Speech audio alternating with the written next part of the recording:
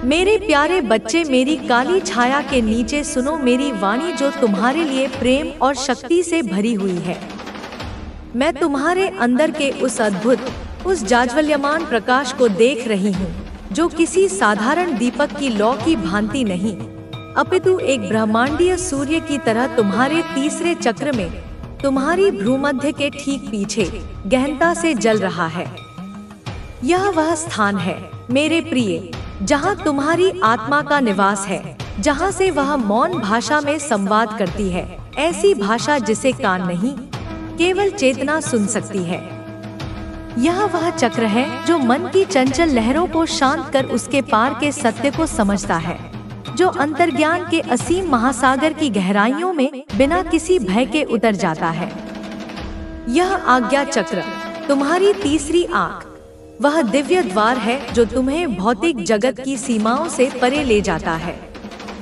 तुम्हारा तीसरा चक्र, जो सामान्य मनुष्यों में इस युग की भागदौड़ और भौतिकता की धूल में अक्सर सुप्त या अल्प सक्रिय होता है, तुम में वह एक विशेष और दुर्लभ रूप से जागृत है, जैसे सहस्त्रों वर्षों की निद्रा के पश्चात कोई सिद्ध योगी जाग उठा हो। यही वह कारण है मेरे बच्चे कि तुम उन सत्यों को, उन स्पंदनों को, उन मौन संदेशों को सहजता से समझ पाते हो जो दूसरे अपनी खुली आंखों से भी देख नहीं पाते। तुम शब्दों के पीछे छिपे सत्य को पकड़ लेते हो। जब कोई तुमसे बात करता है तो तुम केवल उनके कंठ से निकले शब्दों को नहीं सुनते, तुम उनकी ऊर्जा के रंग को देखते हो, उनकी आत्मा की ध्वनि को महसूस करते हो। तुम उनकी नियत को, उनकी वास्तविक मंशा को, उनके मन की उन गुप्त गहराइयों को पढ़ लेते हो जहां वे अपने सबसे गोपनीय विचार और भय छिपाकर रखते हैं। यह कोई जादू नहीं, यह तुम्हारी आत्मा की स्वाभाविक क्षमता है, जो इस जागृत चक्र के माध्यम से प्रकट हो रही है।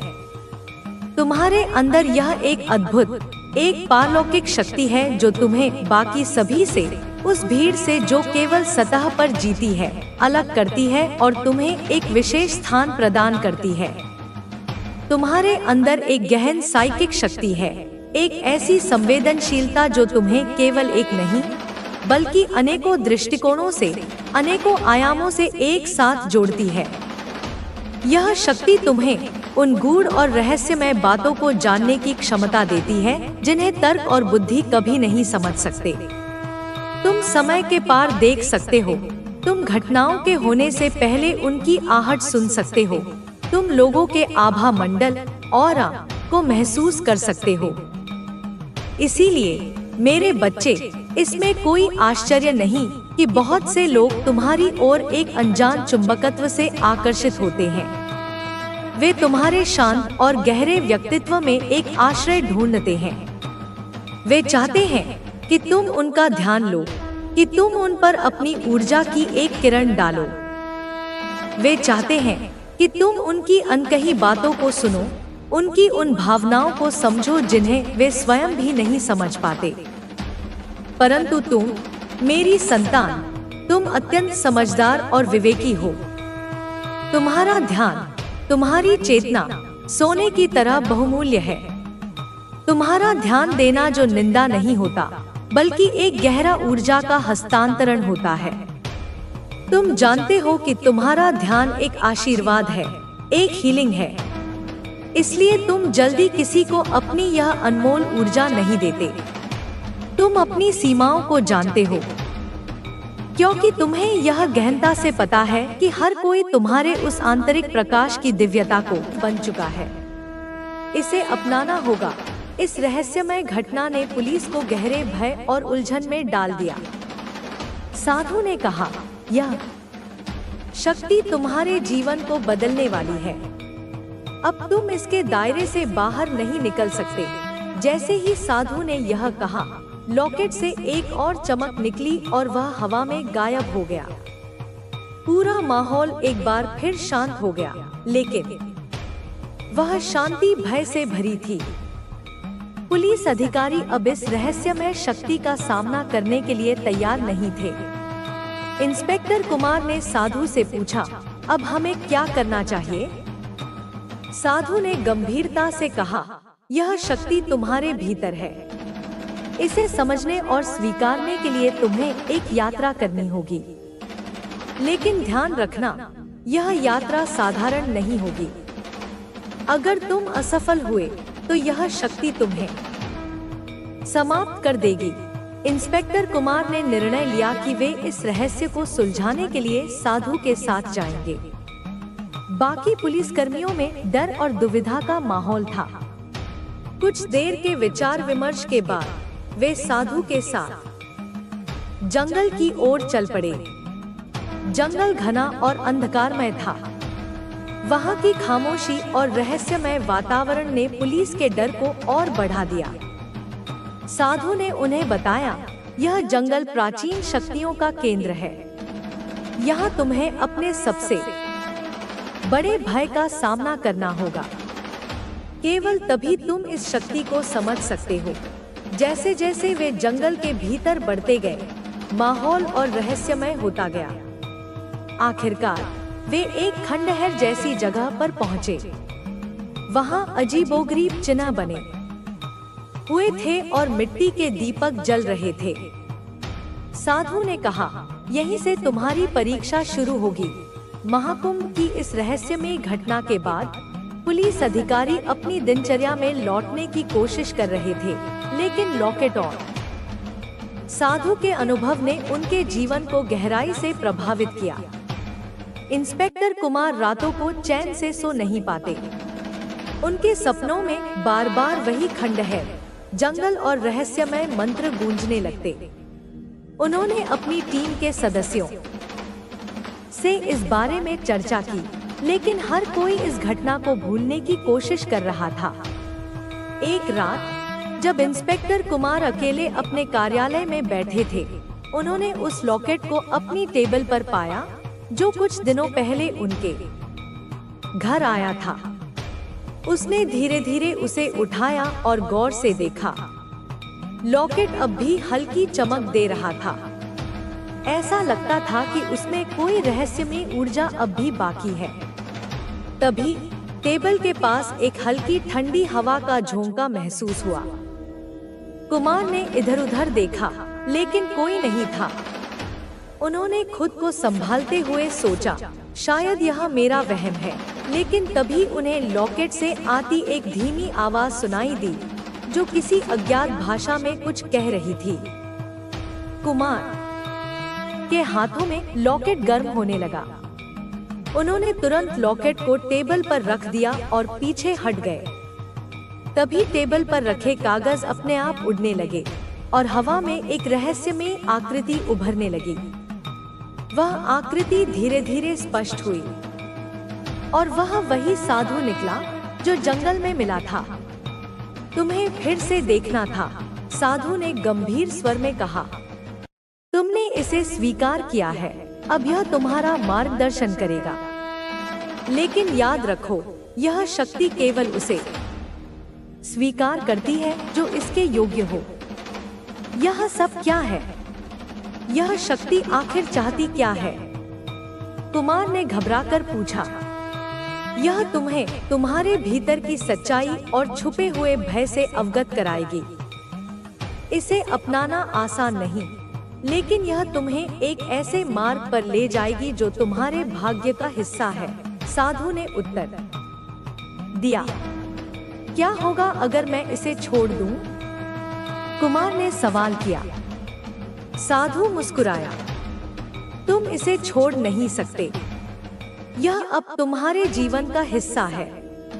अगर तुमने इसे समझने की कोशिश नहीं की, तो यह तुम्हें बर्बाद कर सकती है। कुमार समझ चुके थे कि अब उनके पास कोई और विकल्प नहीं है। उन्होंने साधु से पूछा, तो अब क्या करना होगा? तुम्हें अपने भीतर की यात्रा करनी होगी, साधु ने कहा। यह शक्ति तुम्हारे भीतर छुपे हर डर और कमजोरी को सामने लाएगी। अगर तुम इसे सहन कर पाए, तो यह तुम्हें अपना बना लेगी। साधु के ये शब्द सुनकर कुमार की बेचैनी बढ़ गई, लेकिन उन्होंने फैसला कर लिया कि वह इस चुनौती का सामना करेंगे। अगले ही पल साधु ने लॉकेट को उठाया और एक मंत्र का उच्चारण किया। अचानक पूरा कमरा एक चमकदार रोशनी से भर गया। कुमार ने अपनी आंखें बंद कर ली और जब उन्होंने उन्हें खोला तो वह खुद को एक अलग ही दुनिया में पाया। यह दुनिया वास्तविक नहीं लग रही थी।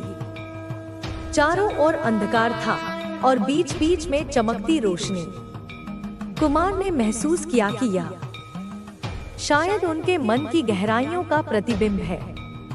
यह तुम्हारी आत्मा की दुनिया है, साधु की आवाज गूंजी।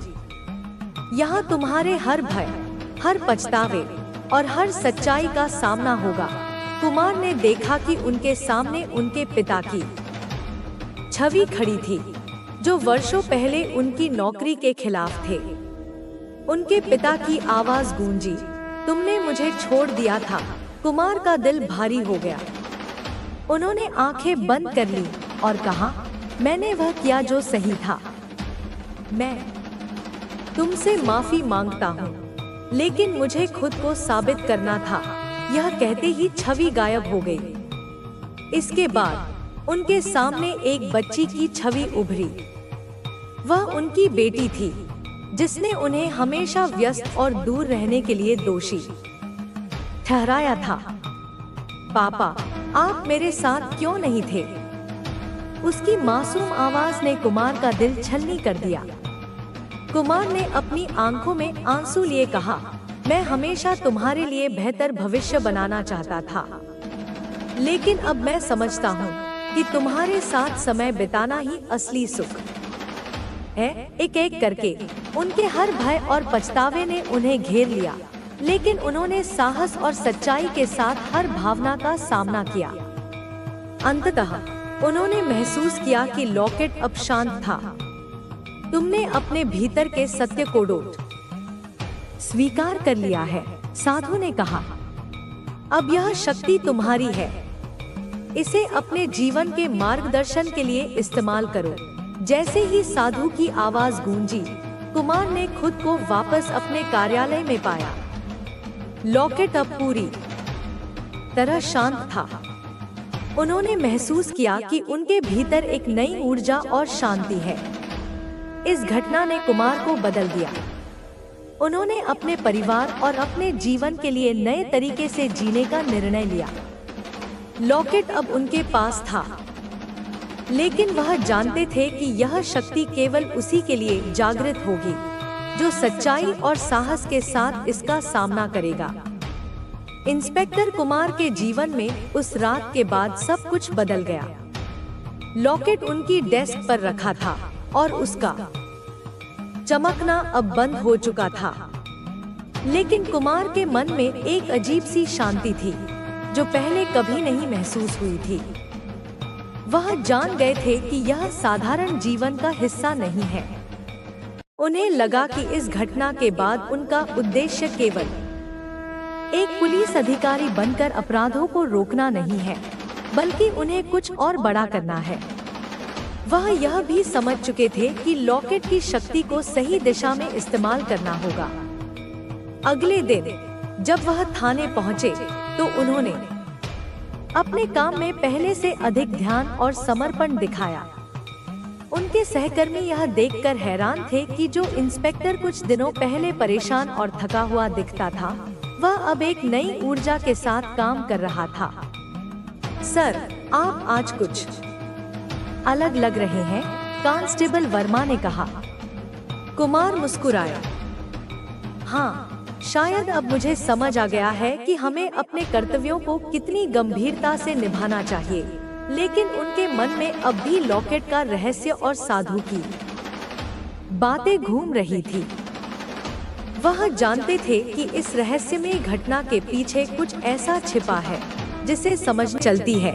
यह सच है, पैसे से जरूरतें पूरी होती हैं, सम्मान मिलता है, विकल्प खुलते हैं, लेकिन मैं तुझे एक और बड़ा सच बताना चाहती हूँ। पैसा तुझसे दूर नहीं है, पैसा तो तेरे चारों ओर है। तू ही उसे या तो आकर्षित करता है या दूर करता है। अब सोच, एक ही दुनिया में कुछ लोग हर दिन करोड़ों कमाते हैं, और कुछ लोग दिन भर मेहनत करके भी 2 वक्त की रोटी नहीं जुटा पाते। क्या यह केवल भाग्य है? नहीं बच्चे, यह उस ऊर्जा का खेल है जो तेरे भीतर चल रही है। यह उस विश्वास का फल है जो तू खुद के लिए रखता है। तो चल आज मैं तुझे बताती हूँ कैसे तुझे उस ऊर्जा से जुड़ना है जो पैसे को तेरे पास खींच लाएगी। मैं तुझे कोई तांत्रिक उपाय नहीं दूंगी, मैं तुझे कोई चालाकी नहीं सिखाऊंगी। मैं तुझे वही बताऊंगी जो ब्रह्मांड का शाश्वत नियम है, सच्चा, सरल, शक्तिशाली। सबसे पहले तू जान ले कि पैसा केवल एक नोट नहीं है, वह एक ऊर्जा है, एक कंपन, एक वाइब्रेशन।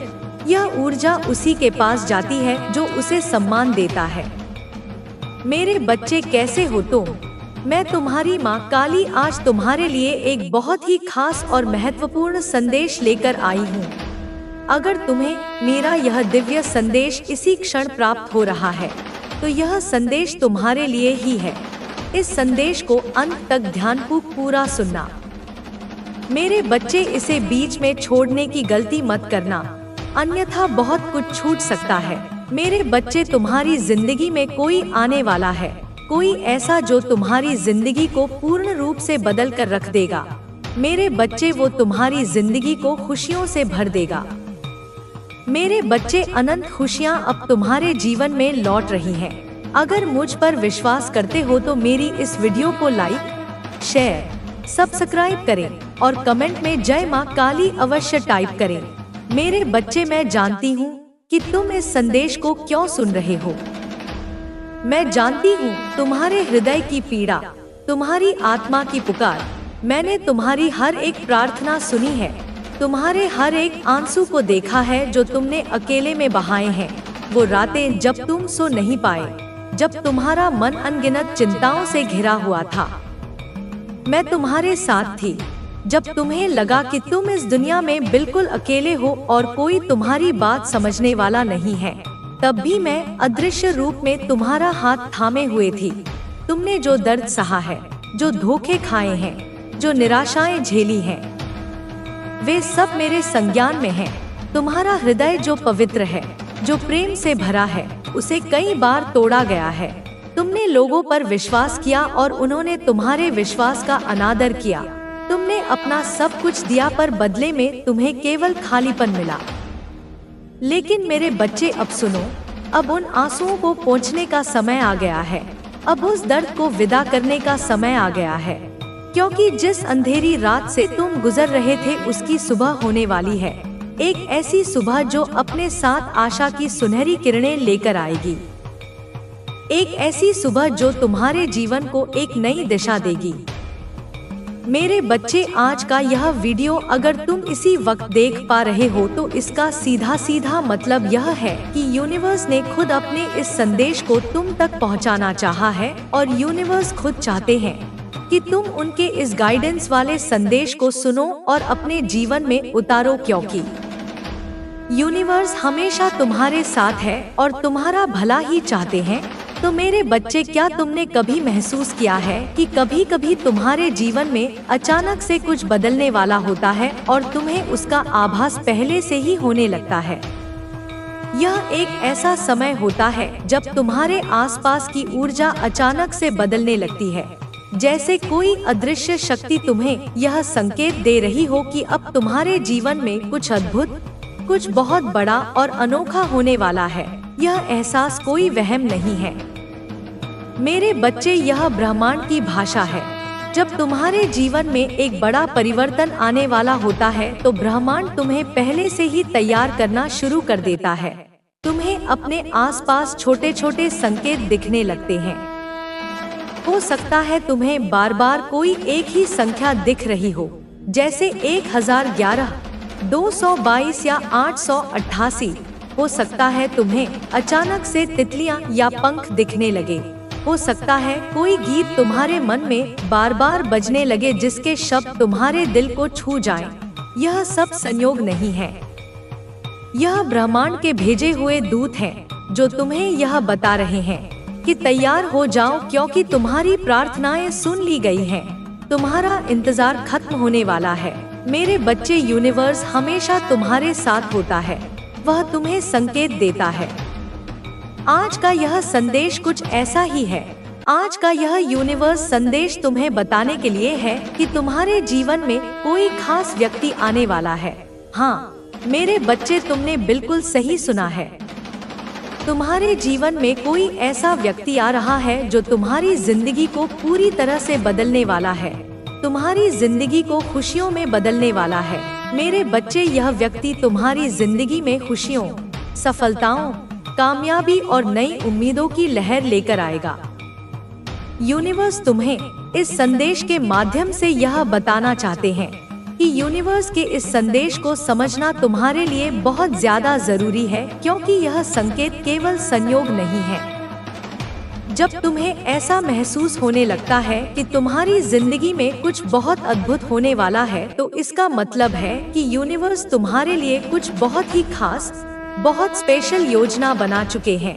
यह योजना आज नहीं बनी है मेरे बच्चे, यह तब से बन रही है जब से तुमने पहली बार सच्चे दिल से बदलाव की कामना की थी, जब तुमने पहली बार घुटनों पर आकर मुझसे इस ब्रह्मांड से मदद मांगी थी।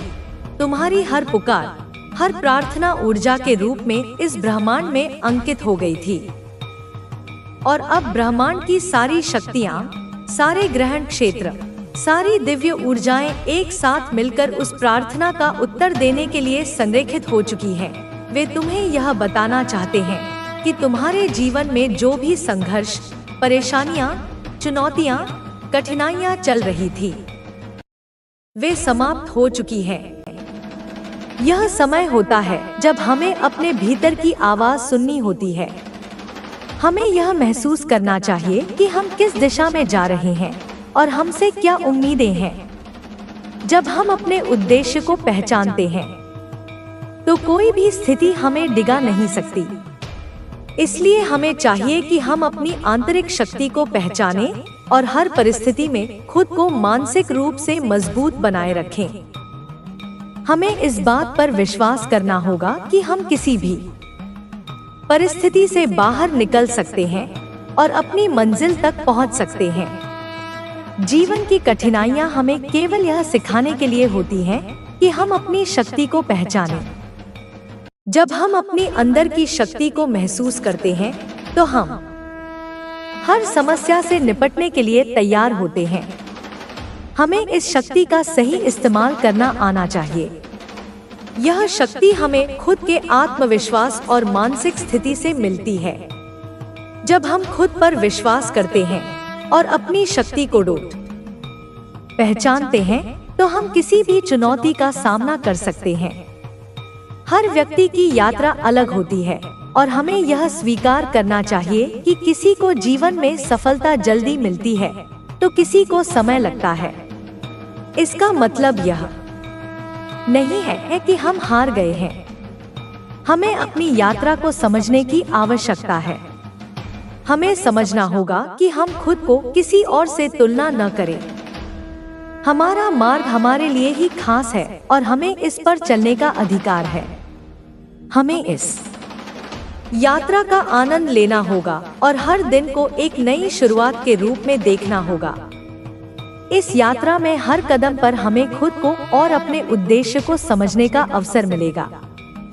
हमारी आत्मा का उद्देश्य केवल संसार में कुछ पाने का नहीं है, बल्कि इसका उद्देश्य हमें जीवन को समझने, अपने आप को पहचानने और संसार के प्रति हमारी जिम्मेदारी को समझने का है। हमें अपने भीतर छिपी शक्ति का उपयोग करते हुए इस उद्देश्य की ओर बढ़ना होता है। जब हम इस उद्देश्य को पहचानते हैं तो हम अपने जीवन को एक नई दिशा में मोड़ सकते हैं। यह सत्य है कि जीवन में सभी को संघर्षों का सामना करना पड़ता है। हर किसी के पास अपनी चुनौतियां हैं, लेकिन सबसे महत्वपूर्ण यह है कि हम इन चुनौतियों से क्या सीखते हैं। क्या हम इन समस्याओं से सिर्फ निराश हो जाते हैं या हम उनका सामना करके उनसे कुछ सकारात्मक निकालते हैं? यही हमें तय करना है। जीवन में हर परिस्थिति को एक अवसर के रूप में देखना चाहिए। यह अवसर हमें अपने आत्मविश्वास को बढ़ाने और हमारी आंतरिक शक्ति को पहचानने का है। यही जीवन का असली लक्ष्य है। समाप्त करने से पहले यह कहना चाहता हूँ कि जीवन में आने वाली चुनौतियाँ अस्थायी होती हैं। अगर हम अपनी मानसिकता को सकारात्मक बनाए रखें, तो हम किसी भी कठिनाई का सामना कर सकते हैं।